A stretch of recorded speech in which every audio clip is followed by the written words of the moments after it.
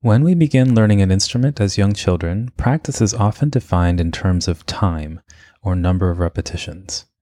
Practice your bow hold, making sure your pinky is bent 20 times a day, or play this passage 5 times at quarter note equals 86. This makes intuitive sense, as some degree of repetition is necessary to get to a point where these skills can be performed on autopilot. However, if we're not careful, this sort of practice can easily turn into mindless repetition, where we simply go through the motions of moving our muscles over and over and over without really thinking about what we're doing. It's not that this is entirely useless, of course. It sort of works, and that we do get better over time, but it's extremely inefficient, mind-numbingly boring, and at some point, we often hit a wall where our ability to play at a consistently high level seems to plateau.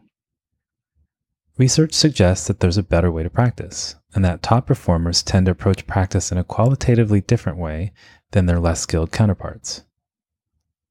For instance, a pair of researchers at the City University of New York conducted a study of basketball players to see what sort of differences there might be between the way good free throw shooters practice relative to bad free throw shooters. They recruited 43 male high school varsity level basketball players and found that there were indeed several key differences in how the best free throw shooters, defined as 70% and better, and the worst free throw shooters, defined as 55% and lower, practiced. The best free throw shooters tended to set specific goals about what they wanted to accomplish or focus on before making a practice free throw attempt. Something like, bend your knees, or keep your eye on the rim of the basket. The worst free throw shooters had more general goals, like make baskets, or concentrate more. Invariably, the players would miss a shot now and again. However, when the best free throw shooters missed, they tended to attribute their miss to specific technical problems, like I didn't bend my knees, which of course lends itself to a more specific goal for the next practice attempt and a more thoughtful reflection process upon the miss or hit of a subsequent free throw. Far more productive than saying, I suck, or what's wrong with me, or crap, I'm never going to get this. In contrast, the worst performers were more likely to attribute failure to non-specific factors, like my rhythm was off, or I wasn't focused, which doesn't really do much to inform the next practice attempt. This sort of thoughtful plan, do, reflect process is known as deliberate practice, and it helps to create a virtuous cycle where both skills and confidence improve more effectively than when we engage in mindless repetition. I should note that practicing this way is much more taxing mentally. At first, you might find it really tiring to have to think so much while practicing. But once you get used to it, you'll find it to be much more engaging and satisfying than simply going through the motions. Deliberate practice is one piece of the practice to performance puzzle, but it's not the only piece. Because it's one thing to be able to play a passage flawlessly 5 times in a row when you're warmed up, but it's another thing entirely to play it flawlessly the very first time, and under pressure to boot. This is a unique skill, and not something that comes automatically with more practice or simply performing more. Part of this is mental skills training, which we'll explore in the next 2 modules.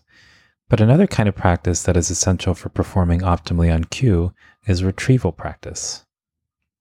You've undoubtedly heard the saying, practice makes perfect, which implies that repetition is one of the important keys to achieving a higher level of skill. And while that's true, the problem is that you end up working up a passage by making small adjustments from one repetition to the next. So over a series of repetitions, you sound better and better and feel more and more comfortable.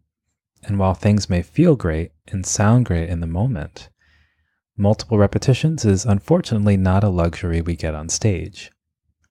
We have to be able to play it exactly the way that we want the very first time cold. And unless we practice getting it right the first time, it's probably not going to happen. So retrieval practice is what helps us hone our ability to play a passage perfectly the first time, not the second or third time. But how? Well, one way would be to simply run passages, pieces, or excerpts once, then take a break, and try it again. This would be a form of what's called distributed practice. But that's not really very convenient. It's kind of annoying to have to keep taking breaks like that. Another way would be to utilize a practice structure called random or interleaved practice. It doesn't require any more time, and it helps to maximize how much of your practice sticks from one day to the next. But it's not a very intuitive way of structuring your practice, so it may be a little confusing or even frustrating at first.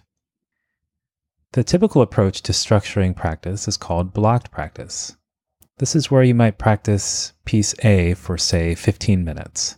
Then you'd move on to piece B for 15 minutes, and then piece C for 15. Makes perfect sense and also feels productive, because these 15-minute chunks give you time to get into a groove, get more and more comfortable with each piece, and improve the level of your playing pretty immediately. But really what you're doing is creating a sort of illusion, because by playing something over and over, you're simply getting better at making adjustments to each previous attempt and experiencing what are called performance effects, or an artificially inflated level of playing that's not necessarily getting stored in long-term memory. It's a little like reading and rereading a bunch of math formulas over and over until they look familiar, as opposed to quizzing yourself on the formulas and struggling to remember how to use them with real numbers. There's a vast difference in the depth of processing that's involved between the two. Because while the math might seem familiar now, it's when we show up at the test that we realize we're kind of screwed and don't remember nearly as much as we thought we would. What we want is to maximize learning effects, not performance effects. And in order to retain more of what we've practiced, research suggests that it helps to split up the skills we're working on into smaller chunks so we don't allow ourselves to get into that comfortable groove where we're simply making automatic adjustments to each previous attempt. And it helps to rotate between these skills during the same practice session, which forces us to practice remembering and retrieving each skill more often. Reviewing formulas is about putting information in, while quizzing is about getting information out. And since a real test or performance tests our ability to retrieve information, we do better on tests when we've not only put information in, but have practiced getting it out as well. So how would this look exactly? Well, instead of working on piece A for 15 minutes, B for 15, and C for 15, interleaved practice would look something like A for 5 minutes, B for 5 minutes, C for 5 minutes, and then piece A again for 5 minutes, B for 5 minutes, C for 5 minutes, and then A for 5, B for 5, and C for 5 once again. Why does this matter? Well, instead of getting comfortable, you have to move on to the next piece in a short period of time. And as you start practicing the next piece, this causes interference with what you just did on piece A. And then when you go to piece C, this causes interference with B and A, so that when you finally go back to piece A, your brain has to work harder to remember exactly what your muscles need to do, which is where the long-term learning really happens. It's the same total amount of practice time, just reorganized a bit, so that in essence, you practice playing something the first time 3 times in one practice session instead of just once. I should warn you that at first, it won't feel like you're improving as rapidly, and that it may be frustrating that you aren't able to get to the same high level of performance that you would if you had 15 minutes to work on a passage uninterrupted. But that's actually the point. It's that moment where you're struggling to retrieve the exact motor programs you need to play the passage exactly the way you want, in which long-term learning is happening.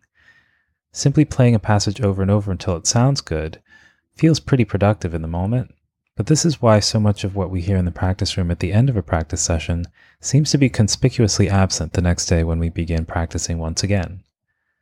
Experiment a bit with this for a few days and see how it feels. Many describe not only seeing more rapid progress from one day to the next, but perhaps more importantly, a greater sense of confidence in their ability to play a piece exactly the way they want the very first time, even under pressure.